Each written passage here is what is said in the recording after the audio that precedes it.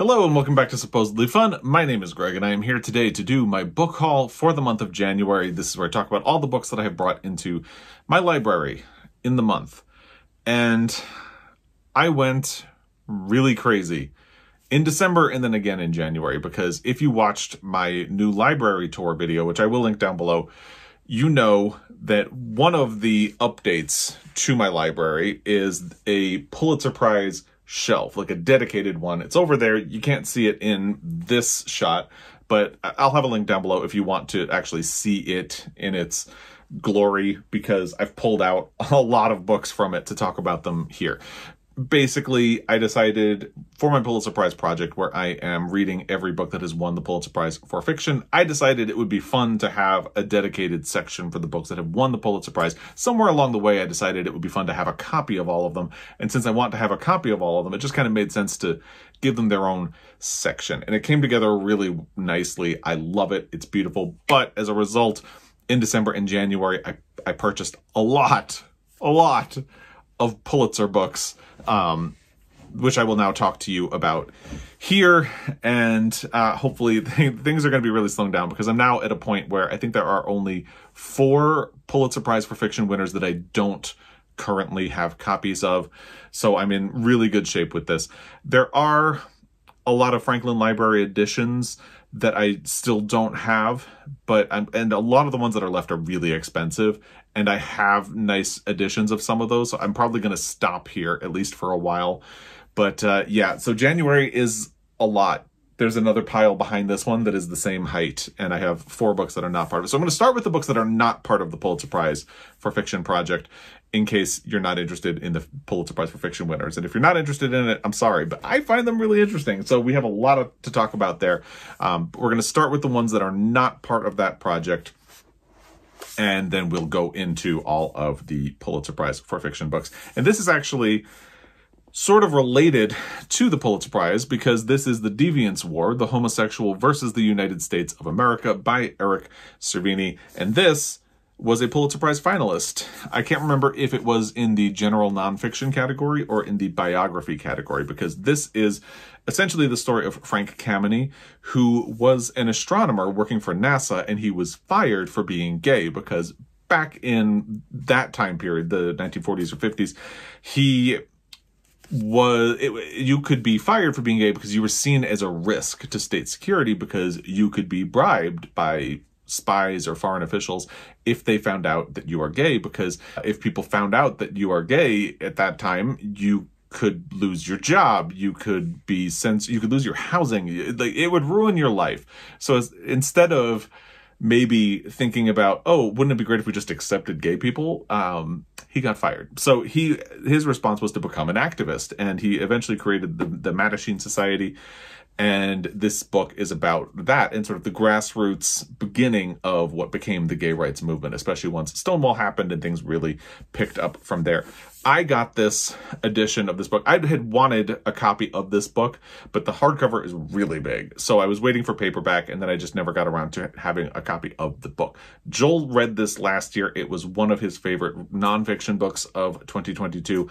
I will put a link to our favorite nonfiction books of 2022 down below. I really want to catch up to it this year. I probably will look for it on audio.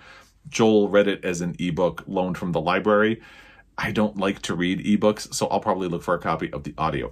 But I got this from shopqueer.co, which is Eric Cervini's new thing. Basically, he created a sort of pop-up online store, and they are getting a bus, and he's going to drive around across the country to try to bring LGBTQ+ books to communities across the country, especially where they might be challenged and you might not have as much access to them, which is a really cool project. And actually I ordered 2 books. The next one came from them as well. They both came with this fun little postcard. It's not actually a postcard, it's a sign. It's one of those pulp novel covers on the front. Girls Without Men. Geraldine's bedroom was the crossroads of normal love and the Lesbos path. I love it. So I have to hold on to this because I love those vintage pulp covers, especially the lesbian ones. They're really fun. And then the back is just a thank you from the Shopco shopqueer.co team. So I will put a link to the shop down below. I really recommend you check it out because they also are sharing the profits with queer authors, so they will get a better cut of the proceeds of the book sale than they would from any other retailer, which I think is really cool. So since it's his thing, it felt like natural thing would be to order his book. And it comes with this signed sticker on the inside cover. So does the other one that I'm going to talk about next. But I'm really looking forward to reading this. And for now, I'm just really happy to have it in my library. And as always, when I do a book haul, I like to read a little bit from the opening of the book. So we're going to jump to Chapter 1, The Astronomer. As a teenager, Franklin Edward Caine easily observed the problem. I was well aware of the quite unequivocal direction of my masturbation fantasies, he later recalled, and unlike many adults growing up in the 1930s, he even had a word for it. He knew the definition of homosexuality. That's the opening of The Deviant's War, The Homosexual versus the United States of America by Eric Cervini, a Pulitzer Prize finalist in the nonfiction category or biography category. I don't remember which. The other book I ordered from shopqueer.co is We Are Not Broken by George M. Johnson. George M. Johnson wrote the book All Boys Aren't Blue, which I love. I think it is a fantastic book. I didn't even realize he had published another book, and I found out from shopqueer.co on Instagram. So this was actually the first book that I ordered. I have already read it. So bonus there.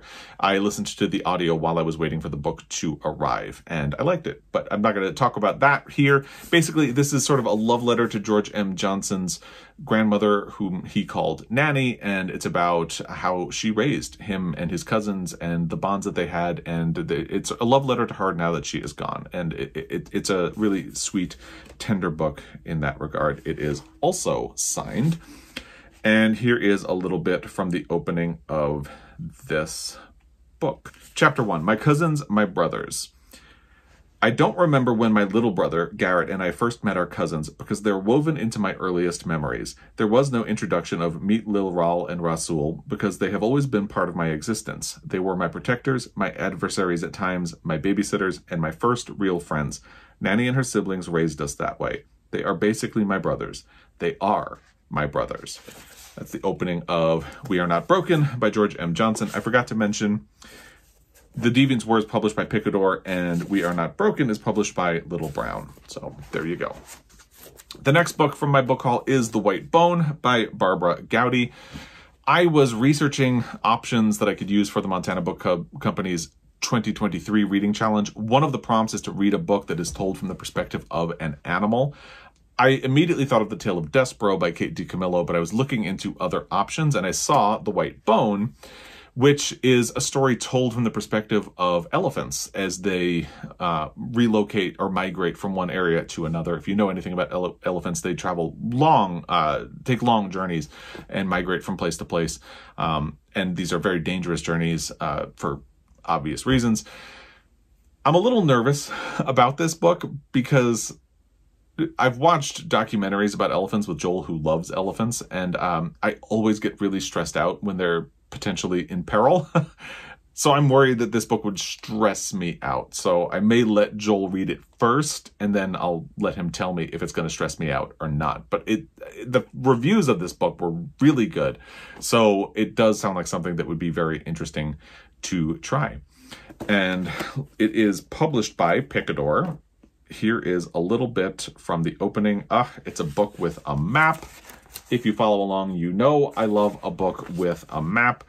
And on top of that, it has a family tree. And if you follow along, you know I also love a book with a family tree. So it's ticking all my boxes. Ooh, and there's a glossary as well. So that's fun. Chapter 1. Ooh, this is a used book that I got online, and it has a bookmark from Unabridged Bookstore in Chicago, Illinois, and a receipt from this book purchase. Dated 2003. That's fun. Chapter 1. All day there are glaring omens that go undetected. Never will this failure of perception be admitted to. Into every precisely remembered hour, foreknowledge will be inserted, voices haunted with conviction saying, I smelled it coming, because how is it possible they didn't?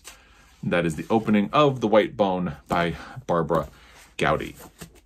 And the last book before we get into the Pulitzer Prize for Fiction winners is The Inland Island by Josephine Johnson. Probably surprising no one because this was my first 5-star read of 2023. I'll put a link to the Friday Reads video where I talk about it down below. I loved this book so much. And if you follow along, you know Josephine Johnson is actually a Pulitzer Prize for Fiction winner for 1935, I believe, for now in November. And her writing career was sort of interrupted. And then later on, she started writing some nonfiction books. And this was sort of the one that started that renaissance. She had purchased acres of land with her husband, and they essentially allowed that land to become like a wildlife refuge. They just didn't do anything with it. They just let nature take the land. And this has 12 chapters.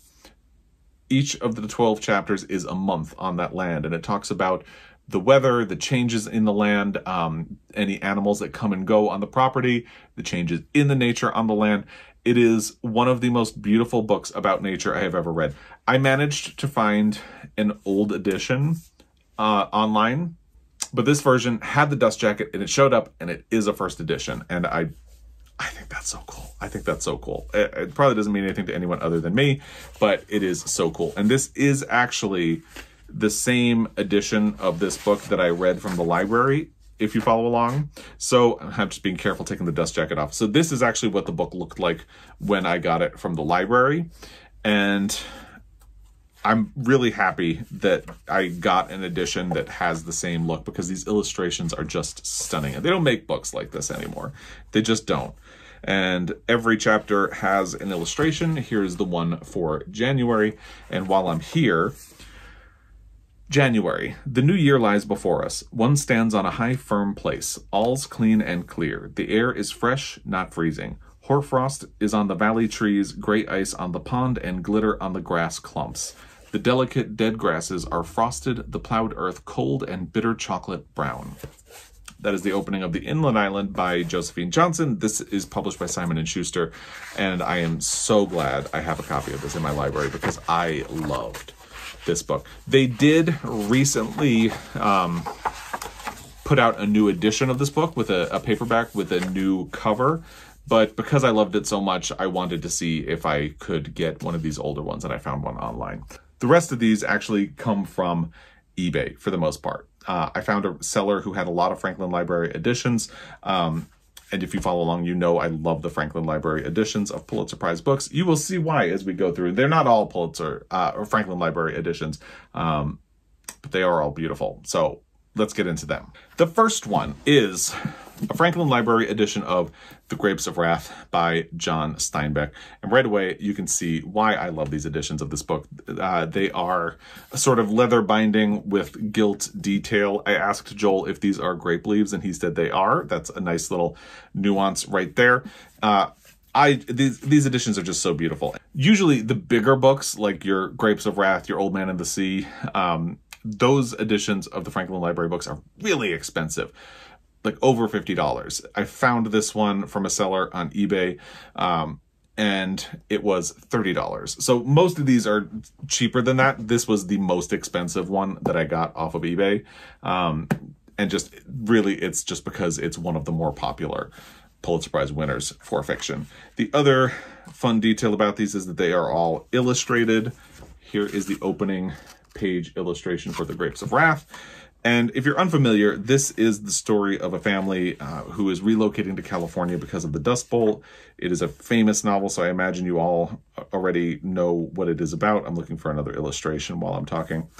And it was famously turned into a movie with Henry Fonda. There's another illustration. And so it's one of the most famous Pulitzer Prize winners for fiction. Chapter 1.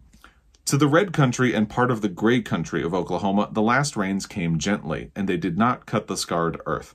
The plows crossed and recrossed the rivulet marks. The last rains lifted the corn quickly and scattered weed colonies and grass along the sides of the roads, so that the gray country and the dark red country began to disappear under a green cover.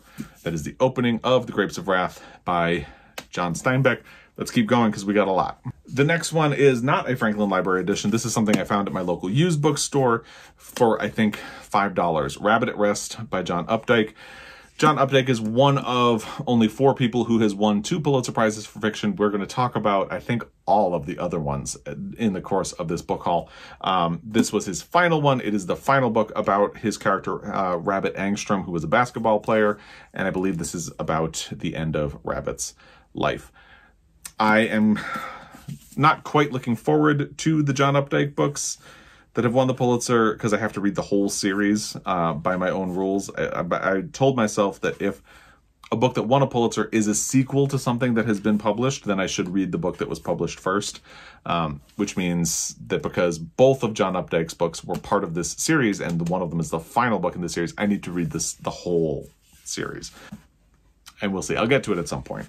Here is the opening of this book. Standing amid the tan, excited post-Christmas crowd at the Southwest Florida Regional Airport, Rabbit Angstrom has a funny, sudden feeling that what he has come to meet, what's floating in unseen about to land, is not his son Nelson and daughter-in-law Prue and their 2 children, but something more ominous and intimately his own death. Shaped vaguely like an airplane, the sensation chills him above and beyond the terminal air conditioning, but then facing Nelson has made him feel uneasy for 30 years. That is the opening of Rabbit at Rest by John Updike. This edition is published by Knopf. And that takes us to The Bridge of St. Louis Ray by Thornton Wilder. Look at how pretty this edition of this book is. Again, this is a Franklin Library one, and I got this the vendor that I found was selling Franklin Library books for very cheap. It almost feels wrong how cheap they were. So I got a lot of them, and this is one. And again, look at how beautiful this is. Let me show you the opening illustration before we talk about what this book is about, because this one in particular has really stunning illustrations inside. Let me see if I can find another one before we talk about what the book is about. Oop, I just skipped past one. The caption is, Pepita pretended to be busy over the brazier. There you go. Stunning illustrations. So the premise of this book is that 5 people die when a rope bridge in Peru collapses, which prompts a sort of religious investigation. I think the person doing the investigation is a brother. He's possibly a friar. I don't remember which. I read this book a long time ago. He starts investigating the incident to look into the lives of each of the 5 people who died in this bridge collapse, to see if there may be some sort of cosmic reason that each of these people had to die. Like, had they lived a good life? Was this a sort of divine retribution? Or is it a simple matter of chance? So ultimately it becomes sort of like a treatise on faith and belief and all of that stuff. Famous book by Thornton Wilder.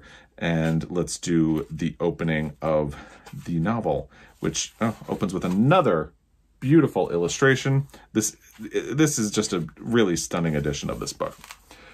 On Friday noon, July the 20th, 1714, the finest bridge in all Peru broke and precipitated 5 travelers into the gulf below. This bridge was on the high road between Lima and Cusco, and hundreds of persons passed over it every day. It had been woven of osier by the Incas more than a century before, and visitors to the city were always let out to see it. It was a mere ladder of thin slats swung out over the gorge with handrails of dried vine. That's the opening of The Bridge of St. Louis Ray by Thornton Wilder. And moving right along, we get to The Underground Railroad by Colson Whitehead. This is published by Doubleday. Colson Whitehead is one of the other people who has won 2 Pulitzer Prizes for fiction. This one is his first of those 2.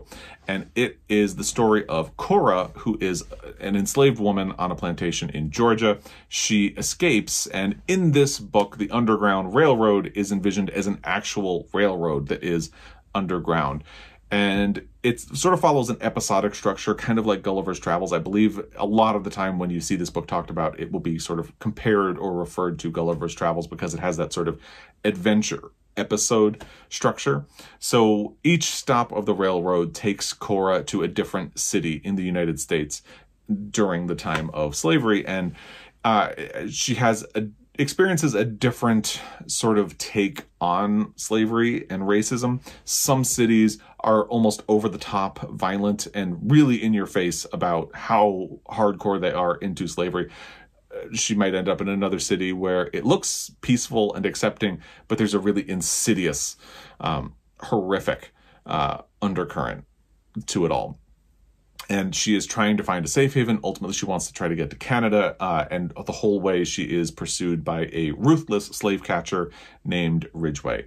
I read this when it was first released, and I did have a bit of a problem with the structure at the time. I do think this will be an interesting book to reread, because the Underground Railroad is sort of like a deus ex machina for every chapter of the book. That's not a spoiler, because she goes to different places. So, but it'll be interesting to revisit it as part of my project, and I will leave it at that.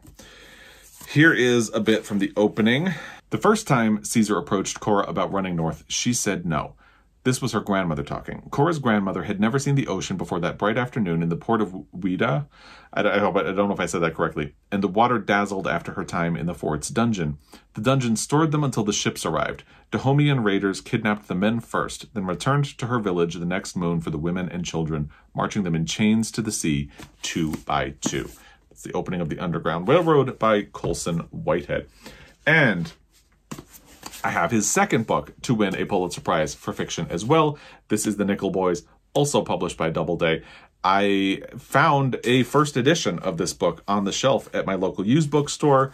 I wanted a copy anyway, and I figured I like Colson Whitehead's books enough, and enough years have passed that I could find cheap copies of the hardcover. I'm pleased that I was able to find a first edition of this one.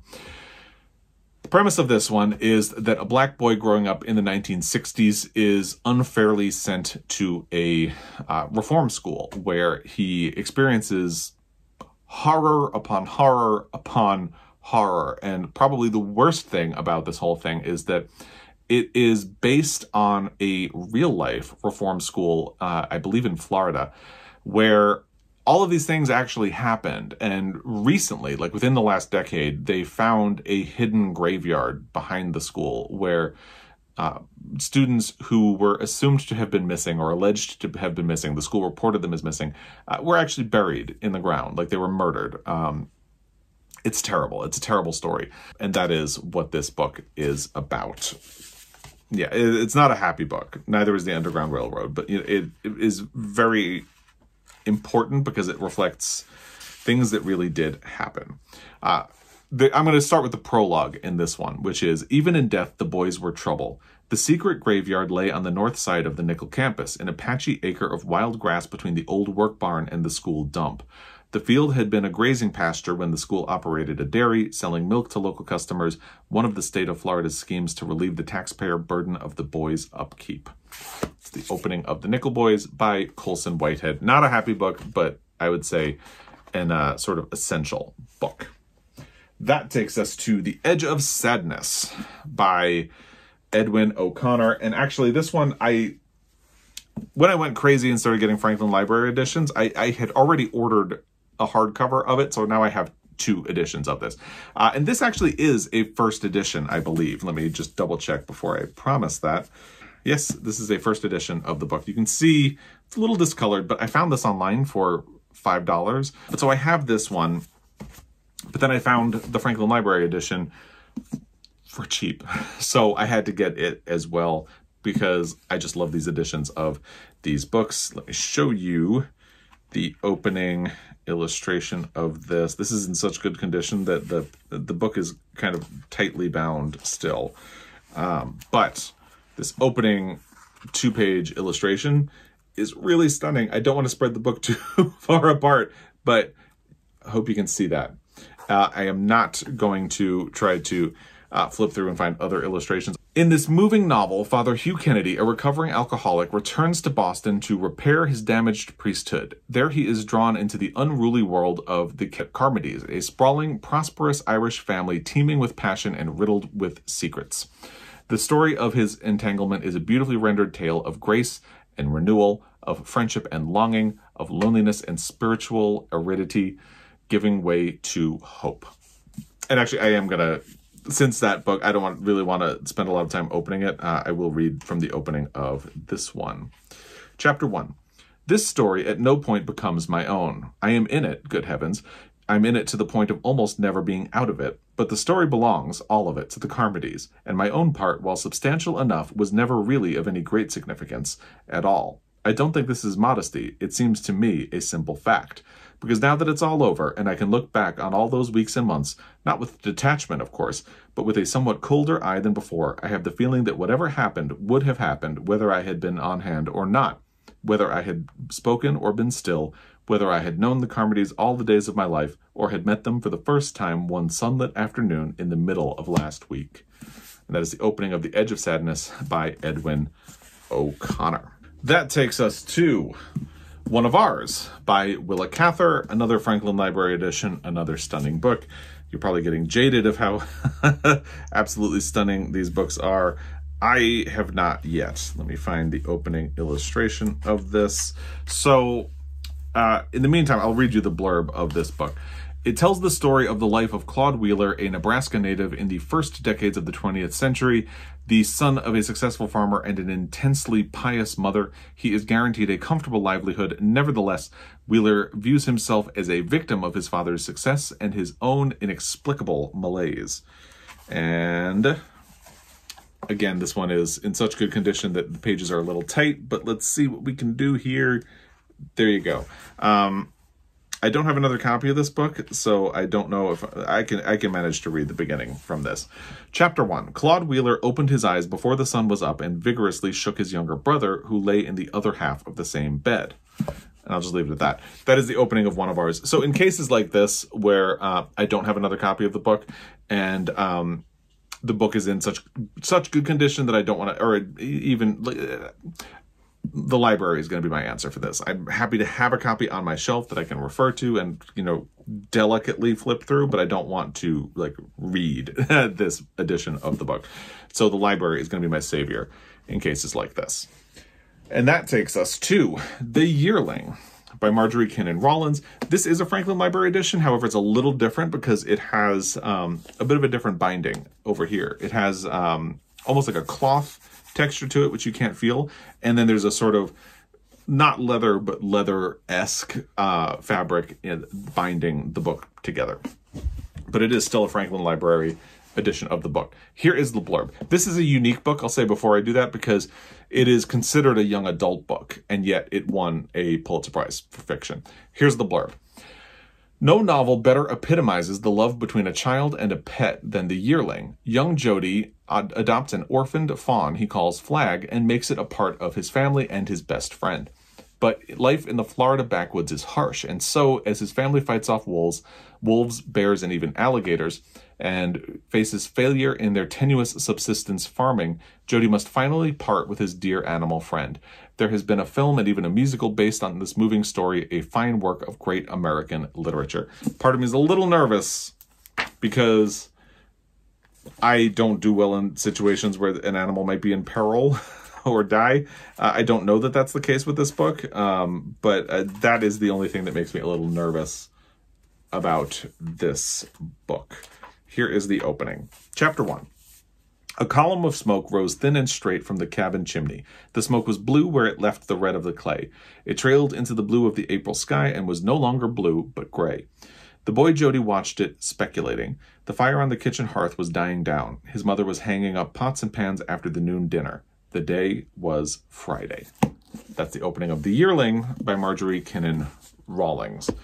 And that takes us to The Town by Conrad Richter. Now, in a total fit of coincidence, I found a cheap copy of the Franklin Library edition, and I was returning a book to my library, and as I walked past the books that they have for sale, a copy of it was on display.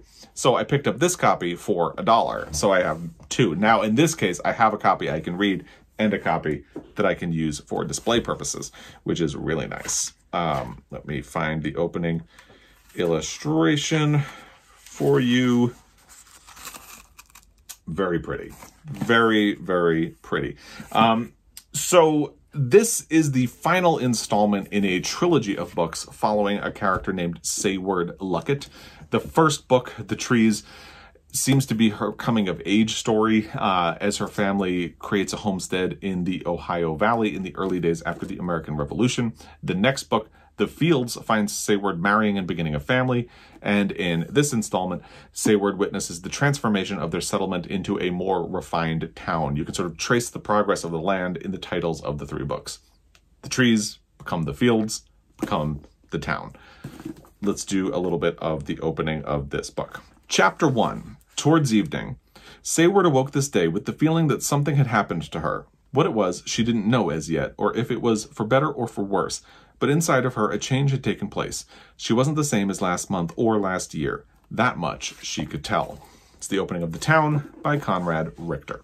That takes us to my second pile of books here, the first one of which is The Caine Mutiny by Herman Wouk. And this one in particular is nice because it matches Joel's eyes. It's not an important detail, but it's a nice, fun detail for me. So this book is a World War II novel about, you guessed it, a mutiny. And it takes place aboard a naval ship in the Pacific, published in 1951. It is described as one of the first books to explore the moral complexities as well as the human consequences of World War II. Let me find the opening illustration, and it is a map. As we've already covered, you know I love a book with a map. It begins with articles from the Navy regulations, and then chapter 1 is named Willie Keith, or part 1 is named Willie Keith. Through the Looking Glass. He was of medium height, somewhat chubby, and good-looking, with curly red hair and an innocent gay face, more remarkable for a humorous air about the eyes and large mouth than for any strength of chin or nobility of nose. He had graduated from Princeton in 1941 with high marks in all subjects except mathematics and sciences. His academic specialty had been comparative literature, but his real career at Princeton had consisted of playing the piano and inventing bright little songs for parties and shows. And that is the opening of The Caine Mutiny, which takes us to Dragon's Teeth by Upton Sinclair, another Franklin Library edition. Upton Sinclair is mostly remembered for The Jungle, which caused a public uproar about conditions in meatpacking plants in the United States. But in the 1940s and 50s, he created a best-selling series of novels following a character named Lanny Budd, who, in the manner of Forrest Gump, has a way of showing up to witness and influence key historical events in the United States and Europe. This third installment of the series was published in 1942 and places Lanny Budd in Germany during the years in which the Nazis came to power. I confess, I'm not really looking forward to the series, especially since I need to, by my own rules, I need to read 3 of them. They just don't sound like compelling books to me, but it will be an interesting one to get to at some point. I don't have any plans to prioritize them anytime soon, especially since I will need to read 3 of them if I do it properly. Here is the opening illustration. These books had been out of print for a really long time. They were recently released as ebooks, so you can suddenly find copies of them out there again. Chapter 1, The Old Beginning. Lanny Budd was the only occupant of a small-sized reception room. He was seated in a well-padded armchair and had every reason to be comfortable, but did not appear so. He fidgeted a good deal and found occasions for looking at his watch. Then he would examine his fingernails, which needed no attention. He would look for specks of lint on his tropical worsted trousers, from which he had removed the last speck some time ago. He would look out the window, which gave on one of the fashionable avenues of the city of Caine, but he had already become familiar with the view, and it did not change. He had a popular novel on his knee, and every now and then would find that he could not interest himself in the conversation of a set of smart society people. It's the opening of Dragon's Teeth by Upton Sinclair. And now we have The Confessions of Nat Turner by William Styron, another Franklin Library edition. This is a somewhat controversial book thanks to questions of accuracy in terms of historical detail and how a white author portrayed black characters compared to portrayal of white characters. It'll be interesting to get to for a Pulitzer Prize deep dive because of that. It is presented as a first-person narrative of, you guessed it, Nat Turner, who led a slave rebellion in Virginia in 1831. Let's do a bit from the opening, and I'll show you the opening illustration of the book. Here we go. Part 1 is Judgment Day, and then the first chapter begins. Above the barren sandy cape where the river joins the sea, there is a promontory or cliff rising straight up hundreds of feet to form the last outpost of land. One must try to visualize a river estuary below this cliff, wide and muddy and shallow, and a confusion of choppy waves where the river merges with the sea and the current meets the ocean tide. That is the opening of The Confessions of Nat Turner by William Styron. We're cruising along. We're going to get there. That takes us to another really interesting Pulitzer book. It is A Death in the Family by James Agee. The reason this is a really, really fascinating Pulitzer story to me, well, there are actually two reasons. Because the first is that it's based on real events that happened in Agee's own family. In 1915, Agee's father left town to visit Agee's grandfather, who had suffered a heart attack. As his father was driving home from that visit, he was killed in a car accident. And this book is sort of about the grief of a family reeling from tragedy. So it's inspired by something that actually happened to Agee's own family. While he was writing it, James Agee died. It was left unfinished in 1955 when James Agee died. An editor named David McDowell completed the book, and it was released 2 years later, winning the Pulitzer Prize for fiction the year after that. What makes this even more interesting is that more recently, a professor named Michael LaFaro dug up Agee's original manuscript for this book and found it to be substantially different from what McDowell published.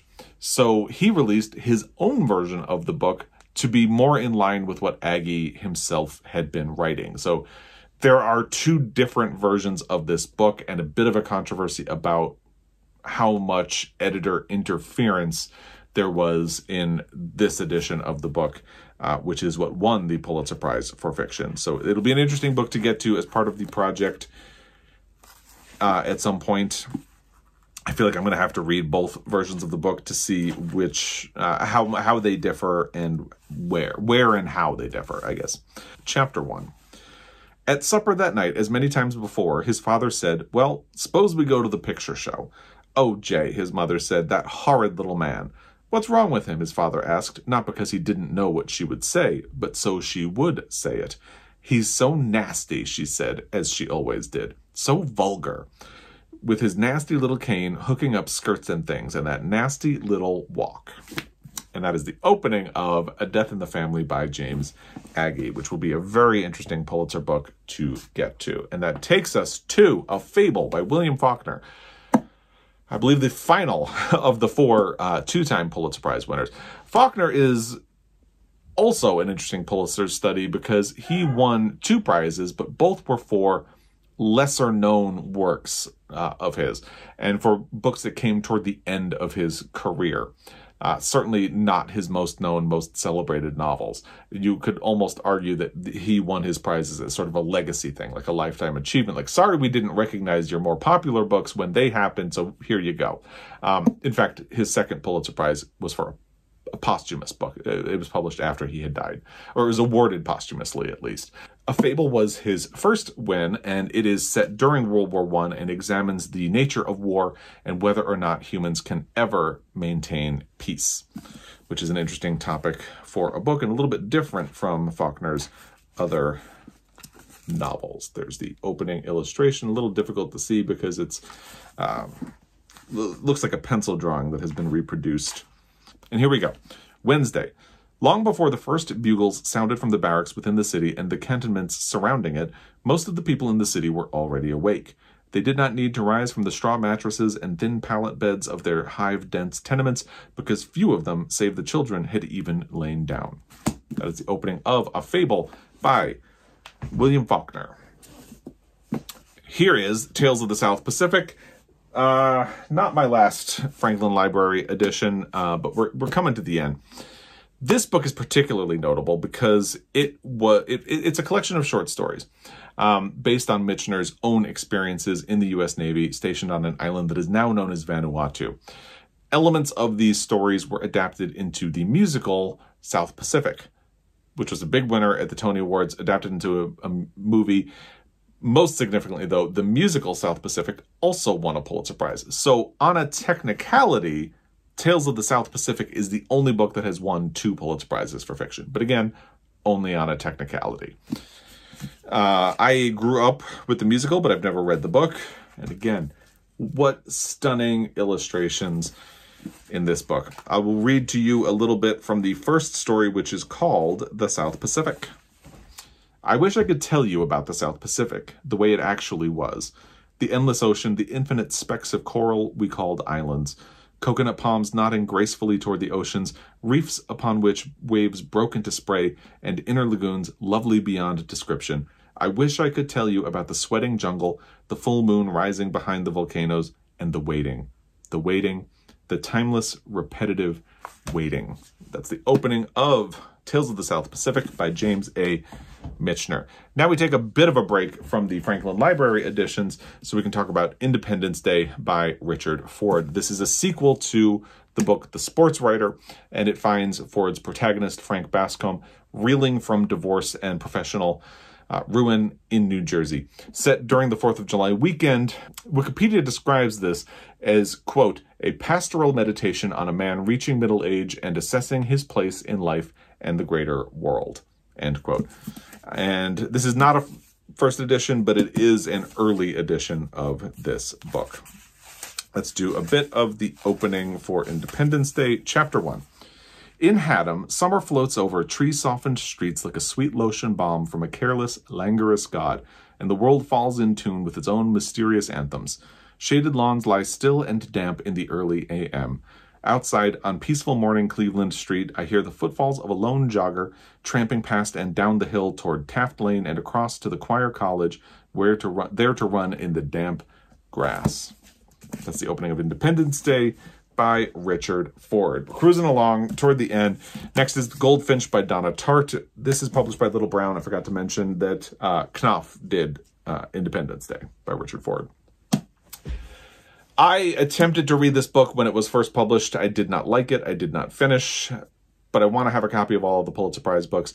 This was actually at my library for $2, and it happens to be a first edition. It's not in great condition because clearly there was a sticker on this corner that was pulled off and left a mark. However, the book itself is designed to look torn, so that's not really that bad of a thing.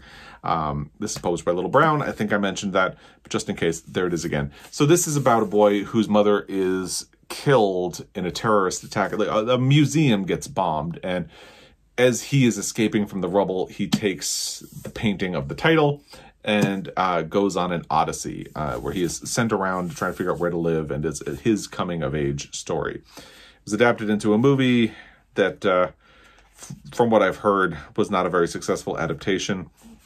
I didn't see it because I was not a huge fan of the book. I will try to reread it at some point. Here we go. While I was still in Amsterdam, I dreamed about my mother for the first time in years.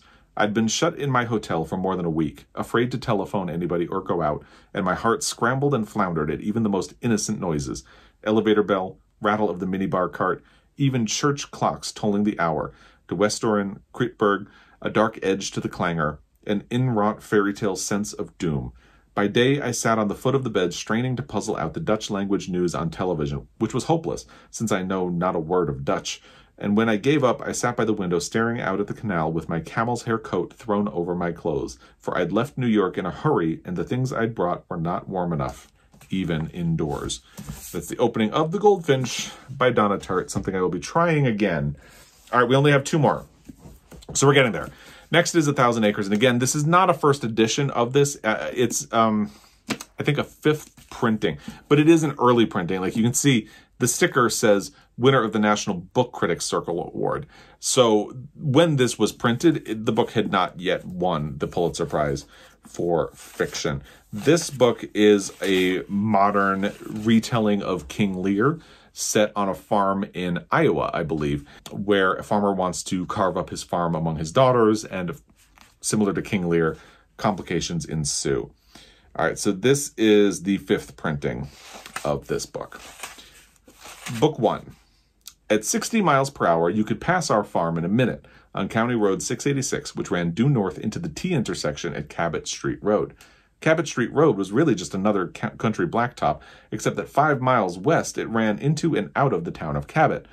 On the western edge of Cabot, it became Zebulon County Scenic Highway and ran for 3 miles along the curve of the Zebulon River, before the river turned south and the scenic continued west into Pike. I'm going to stop because I feel like I'm reading directions. But that's the opening of 1,000 Acres by Jane Smiley. And that takes us to our final book in this book haul. We finally got here. It's Alice Adams by Booth Tarkington. Booth Tarkington's second Pulitzer Prize for fiction. So here he is. This is the final of the 4 two-time Pulitzer Prize winners. And look at how beautiful this edition of this book is. Really, truly stunning. Here is the blurb from online. The narrative centers on the character of a young woman, the eponymous Alice Adams, who aspires to climb the social ladder and win the affections of a wealthy young man named Arthur Russell. The story is set in a lower middle-class household in an unnamed town in the Midwest shortly after World War I. Let me see if I can find the opening illustration. There you go. This is one that I will get a copy from my library to read. Chapter 1. The patient, an old-fashioned man, thought the nurse made a mistake in keeping both of the windows open, and her sprightly disregard of his protests added something to his hatred of her. Every evening he told her that anybody with ordinary gumption ought to realize that night air was bad for the human frame. The human frame won't stand everything, Miss Perry, he warned her resentfully. Even a child, if it had just ordinary gumption, ought to know enough not to let the night air blow on sick people. Yes, nor well people either. That is the opening of Alice Adams by Booth Tarkington, and that concludes this massive January book haul. If you have feedback about any of these books, recommendations based on any of these, I'd love to hear it. If you have made it to this point of the video, thank you. I realize this is a lot to get through. It's a lot for me to get through. So I'm going to stop at that and just thank you for your time. As always, it is really appreciated, and I will be back. Until next time, happy reading.